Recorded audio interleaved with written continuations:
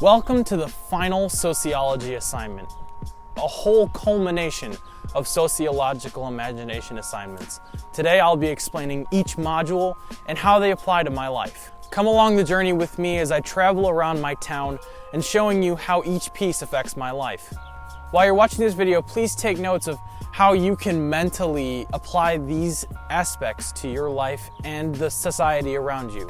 I hope this video can explore your sociological imagination as well and open up to a whole new world of sociology. Without further ado, here is Module 1. In Module 1, we had to explore our sociological imagination. In this process, we had to examine why we chose to attend college. My 3 reasons is to be debt-free, get closer to graduating with a college degree, and grow closer with my family in Illinois and Campbellsville. Being able to graduate debt-free was a very important thing to me. I wanted to graduate with 0 debt because I know a lot of people who say that having student loans is an absolute drag. So, beginning freshman year of high school, I decided to do the best of my ability on every assignment, no matter what it was. I ended up achieving a 4.0 GPA, and I was able to get scholarship money from Campbellsville, which really helped me achieve my debt-free goal. Secondly, I wanted to grow closer to graduating with a college degree. I want to go into mechanical engineering, but being able to complete the prerequisites at Campbellsville University will help me get to University of Kentucky, where I'll get my mechanical engineering degree. That's the field I want to go into, and Campbellsville is a stepping stone to get me to my goal. Lastly, I wanted to grow closer with my friends and family. I have family here in Illinois, and I have family in Campbellsville.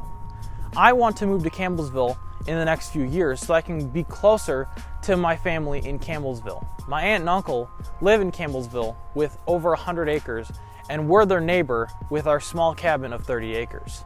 So, I want to grow closer to them, and being able to be online through Campbellsville has helped me grow closer with my immediate family here in Illinois. Through this assignment, I've been able to examine my inner sociological imagination and figure out the real reason why I wanted to attend college. And now, on to Module 2.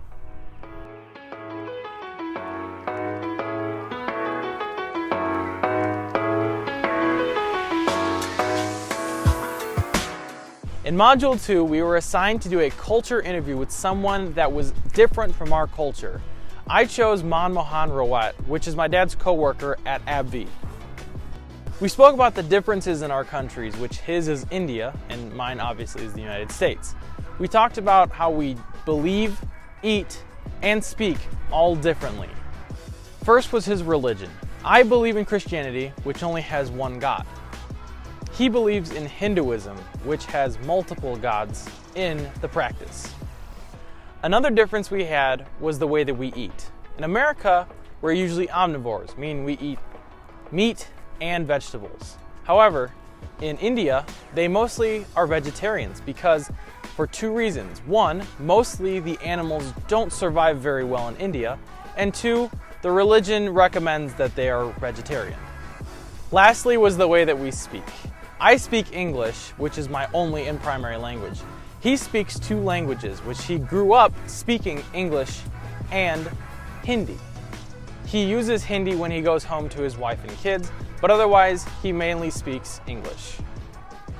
Through this interview and this assignment, I was able to realize that although our differences may be very different, we're able to survive in the same society together and respect each other's decisions. Now, on to Module 3. Module 3 was based on the agents of socialization. These agents are family, peer groups, school, the workplace, your religion, the government, and mass media. The 2 main most important agents of socialization in my life is my family and my religion. My grandpa is a pastor in Campbellsville, and before he became a pastor, he grew up in a very turbulent home. And he decided to listen to God's calling and created a legacy for our entire family so that we might listen to God and grow closer to Him. Another major factor in the agents of socialization in my life is peer groups. Through peer groups, I learned how to use teamwork and dedication in each project. So, for these reasons, these three are my most important agents of socialization in my life and how they apply to how I live my life every day. And now, onto Module 4. Module 4 teaches us that we all have roles in our lives, and it leads to how we structure our lives as well. My roles that I wrote down was as a son, as a brother, a baseball player, and a good student.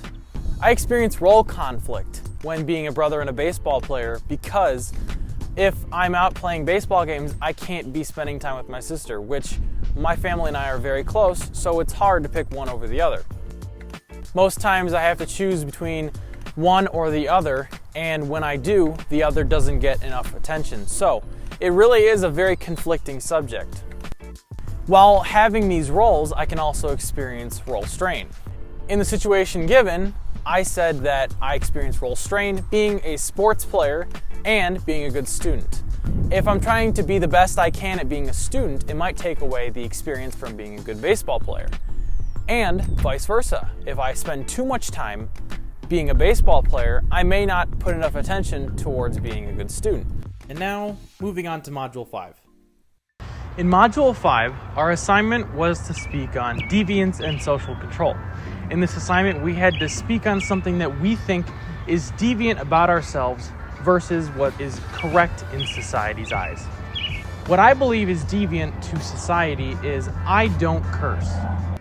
I don't curse for two main reasons. One, I just feel like there are so many different ways that you can say a word or an expression instead of using the Lord's name in vain. And secondly, I believe that it goes against my religion. I believe in Christianity, and I believe that using the Lord's name in vain, just like it said in the Ten Commandments, is wrong. So I believe overall that cursing is just something that I don't do and is not a part of my daily life, which I believe is deviant from the rest of society. In years past, cursing seemed to be a vulgar statement and part of a lower class regime. In current times, cursing has become a lifestyle for someone. It's no longer something that is viewed as deviant. It is just something that's been adopted and used in our society today. In sum, I believe that cursing has become a regular idea and usage in society instead of being something that is viewed upon as evil or bad. And now, we head over to the Wadsworth building to talk about Module 6.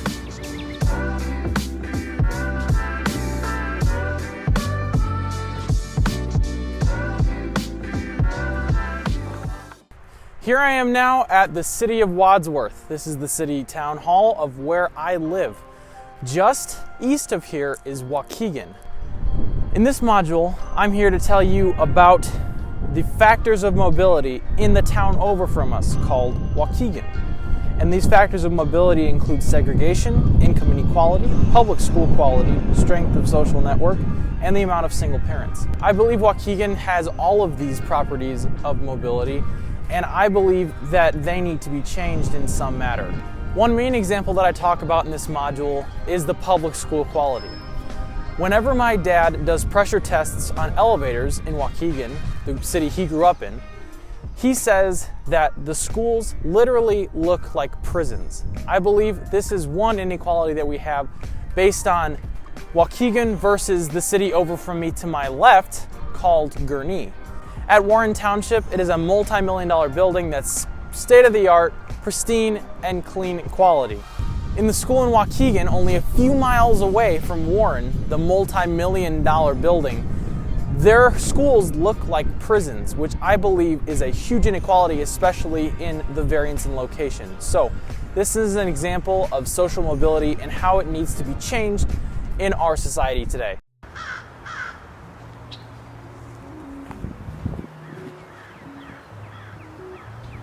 Module 7 is about race and ethnicity, one subject that is very prominent in today's society.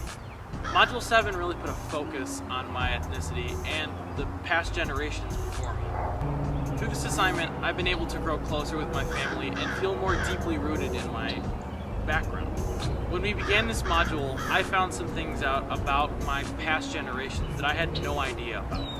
For example, my great-great-grandmother on my dad's side, she came from Poland on a boat in order for survival. They were a very poor family, and my last name, Bieda, actually is translated from Polish to English as poor man. So they were a very poor family, and they came over on a boat to start a new beginning and a new adventure in their lives. Instead of trying to survive in Poland, they decided to live in the United States. Similarly, my great-great-grandparents on my mom's side lived in Ireland, and they were farmers with the last name of O'Hara.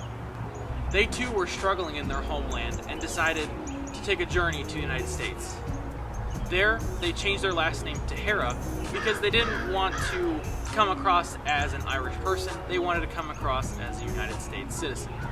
They were concerned that they wouldn't get work or they would be treated differently if their last name was O'Hara, so they decided to take off the O and just go by the last name of Hara, which gave them new opportunities and new opportunities for success. In my experience, this was one of the most enjoyable modules of this whole class because it helped me grow closer to my background and figure out who my great-great-grandparents truly were. Now, onto our final module, Module 8. In the final module of this class, we talked about gender, gender identity, the roles, and the conflicts in the subject. One main focus of this module was prejudice between genders, or sexism. In past years, women have seemed to be around the house and known as cleaning or being home caretakers, and the men would be out working, doing jobs or hard labor. Since then, new advancements in gender inequality have been very large in our society today, and trying to make it as equal as possible between the two genders, male and female. In this chapter, we also talk about gender identity. Children tend to know their gender between 4 and 5 years old and begin playing in their specific roles. For example, the boys would be playing sports like baseball and football and playing with trucks and masculine toys, while girls would be playing with more feminine toys like dolls and doll houses and figure out their gender by doing more feminine activity. Lastly, we talk about gender roles, the roles attached to each gender, men and women, and how they're accepted into society both differently and similarly. Contrary to past years, men and women have more opportunities for equality and have become a large piece of our society today. Overall, this course has opened up my sociological imagination and has helped me to grow closer to society as a whole. I've also been able to explore sociology in the real world and apply it to my everyday life.